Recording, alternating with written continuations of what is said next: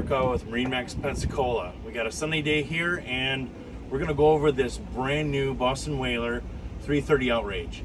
If you look at the back stern, it has twin throttle 300 Mercuries. These are the digital motors with both GPO.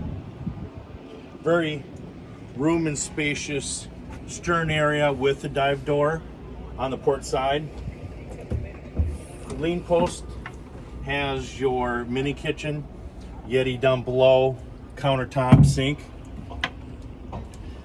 Full set electronics at the helm, so twin ray marines. Has a new binnacle control now for Mercury, Lenco trim tabs, the Mercury vessel view system with both Ray Marine on the radar too as well. The stereo system's all JL with Fusion stereo.